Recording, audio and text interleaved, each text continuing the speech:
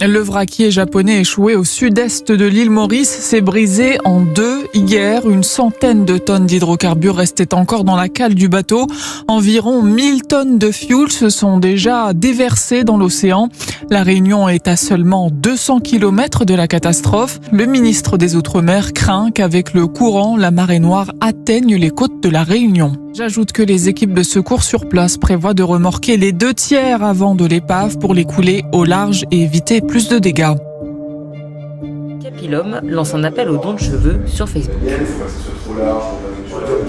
On connaît la force et la puissance des réseaux sociaux et en fait ça a été viral tout de suite, ça a été relayé par beaucoup de médias et finalement aujourd'hui on se retrouve avec des milliers de messages pour pouvoir trouver une solution pour tous les coiffeurs afin qu'ils puissent recycler leurs cheveux.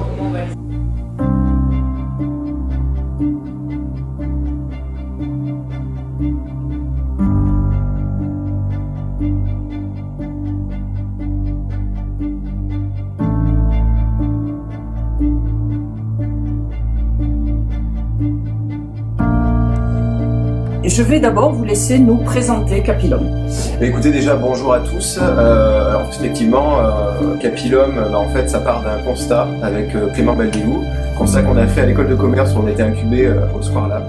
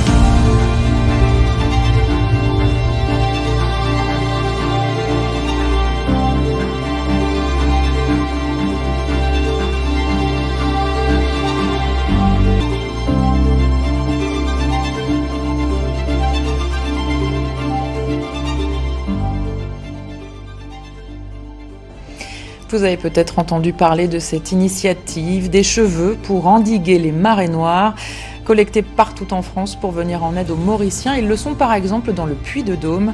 Là-bas, de jeunes entrepreneurs développent leur transformation en boudin absorbant depuis quelques années déjà. Endiguer une marée noire avec des cheveux, c'est une idée très sérieuse portée par la start-up Capilum.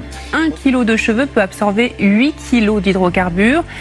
Capilum, c'est une start-up spécialisée dans le recyclage des cheveux. Elle a lancé cette opération de collecte pour l'île Maurice lundi.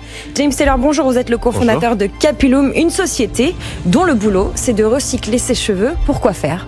Alors exactement, déjà merci de me recevoir. On a créé la première filière de recyclage des cheveux. En fait, on a fait un constat avec mon associé Clément Baldelou, c'est que finalement, chaque année en France, c'est plus de 4000 tonnes de cheveux qui partent à la poubelle des ordures ménagères. Pour y faire face, deux amis biterrois proposent une solution, récolter des cheveux qui serviront de rempart écologique. Une aide qui prend une forme étonnante. Près de Montpellier, des kilos de cheveux sont récoltés.